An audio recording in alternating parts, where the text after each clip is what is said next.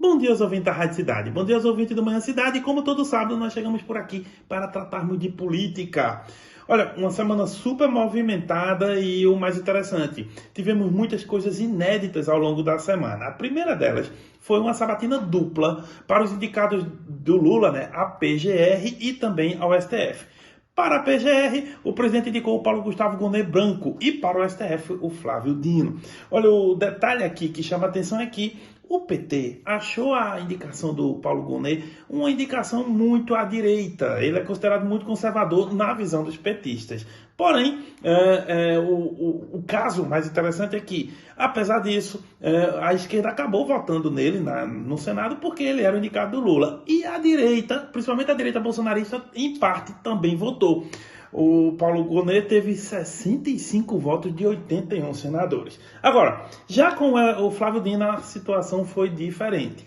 Primeiro que na CCJ, o Flávio Dino teve 17 votos a favor e 10 contrários.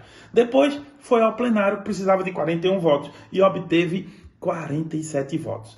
O mais interessante é que o governo esperava ter de 48 a 52 votos, teve 47, ou seja, a menos, 31 votos contrários, dois senadores se abstiveram e também o presidente não precisou votar. De qualquer modo, foi uma vitória importante para o Lula, que inclusive saiu comemorando, dizendo que ficou muito feliz de ter um comunista no STF. Um outro detalhe é que, apesar de todo o esforço da ala bolsonarista do Senado, o Dino venceu e vai ficar agora 20 anos lá. Quer dizer, o máximo que ele pode ficar são 20 anos, porque ele tem 55 anos de idade. E a Constituição diz que até 75 anos se pode ficar lá no órgão. Portanto, até abril de 2043 é possível que o Flávio Dino faça parte dos quadros do STF. Pois bem, mas a semana não só viveu só disso, não. Durante essa semana, que já foi a penúltima semana do ano para o Congresso, porque a próxima semana é a semana final, até sexta-feira deve encerrar todas as atividades do Congresso, o presidente Lula, o governo federal, eles conseguiram liberar aí quase 11 bilhões de reais em emendas. E toda essa dinheirama foi porque o governo tem muitos interesses no Congresso. Por exemplo, aprovar a reforma tributária, que está na Câmara, e entre outras medidas. Só que, ao mesmo tempo que conseguiu aprovar a indicação do Paulo Gonet e também do Flávio Dino, o governo Lula teve a maior derrota do ano, pois o Congresso acabou fazendo a votação de vetos que o presidente tinha feito e o Congresso derrubou 13 vetos do Lula. Entre esses vetos, os mais importantes, a de demarcação de terras indígenas, a questão do arcabouço do déficit, fazendo com que o governo não possa gastar excepcionalmente, está mais amarrado, e também a questão da desoneração da folha. Ou seja, derrotas que vão impactar o orçamento, que preocuparam muito o Fernando Haddad. De todo modo, foi um problema de articulação do governo. Alexandre Padilha, ministro das Relações Institucionais, não conseguiu êxito nas suas articulações com o Congresso. O próprio Haddad também, não deixa de ser o próprio Lula. Ou seja, o governo tem que começar a melhorar seu time, seu meio de campo, para conseguir melhores condições no Congresso, tanto na Câmara como no Senado. E vindo agora para a província, também tivemos questões inéditas aqui em Pernambuco. A primeira delas é que Raquel Lira recebeu no Palácio do Campo das Princesas Danilo Cabral. E aí é bom a gente lembrar que Danilo Cabral foi o principal adversário, pelo menos no primeiro turno, era assim considerado, o principal adversário de Raquel Lira. Afinal de contas, Danilo era o candidato do PSB de Paulo Câmara. Pois bem, naquela eleição, Danilo ficou lá pelo quarto lugar, nem sequer chegou ao segundo turno e, a posteriori, recebeu de Lula a missão da Sudene. Ele é o superintendente da Sudene. E aí, visitou Raquel.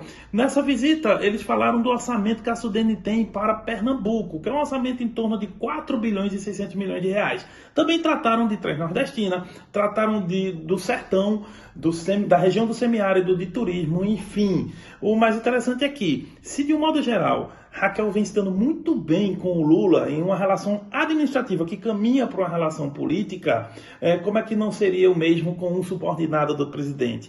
Então, o Danilo faz uma visita técnica e também de cortesia a Raquel, que o recebe, e isso indica que, pelo menos administrativamente, eles vão, né, caminhando cada um na sua seara, mas trazendo aí, se relacionando administrativamente, e o que é bom para Pernambuco. Bem, mas nem só desses momentos viveu Raquel. Também tivemos na Assembleia Legislativa a votação de alguns projetos importantes, aliás, um pacotaço de projetos que o governo mandou para a Assembleia, mas um deles se destacou, que era o projeto da redistribuição do ICMS. E nesse projeto a Alep entendeu que havia um problema, e um problema grande. 23 municípios do estado, inclusive 23 municípios pequenos, teriam uma redução do repasse do ICMS dentro do FPM. O que no momento de crise como o que estamos vivendo prenuncia situações de calamidade. Esses municípios teriam dificuldade de dar serviços básicos à população. Pois bem, para evitar isso, Álvaro Porto, presidente da Assembleia, o que ele fez? Ligou para João Campos e teceu um grande acordo. Para melhorar a situação desses municípios, eles precisavam de 14 milhões de reais. E de onde iam tirar? Pois bem, nessa ligação, Álvaro Porto pediu a João Campos que cedesse aí pelo menos metade desse valor. Então, João Campos fez as contas e vai ceder 7 milhões e meio de reais para o repasse para esses pequenos municípios. O restante do dinheiro, mais ou menos 7 milhões, vão vir de outros 13 municípios, Jaboatão, Cabo de Santo Agostinho, enfim, 13 municípios maiores.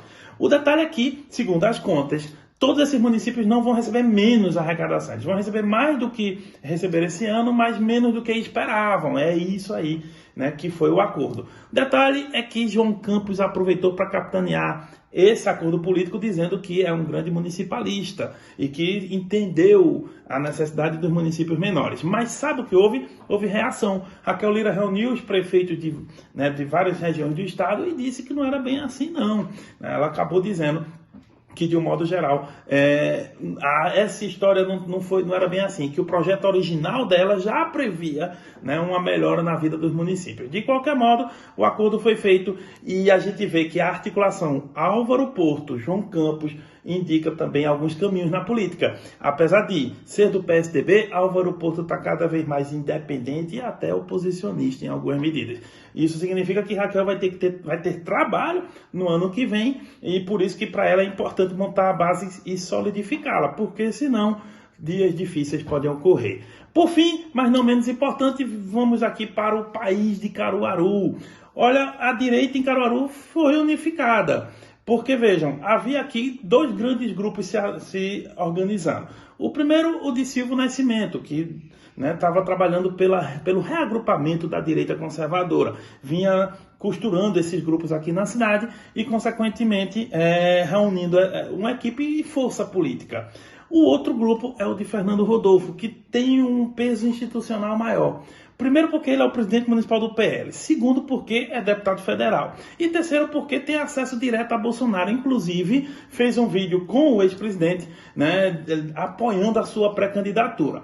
Pois bem, Silvio Nascimento acabou entrando em acordo com Fernando Rodolfo, cedeu, né, nesse sentido, não vai mais disputar a majoritária, talvez seja inclusive o vice de Fernando Rodolfo, ou, no mínimo, candidato a vereador para puxar a chapa do PL. Silvio Nascimento vem para o partido. E aí, depois desse grande acordo, fizeram um ato na Câmara de Vereadores e colocaram-se como oposição a Rodrigo Pinheiro.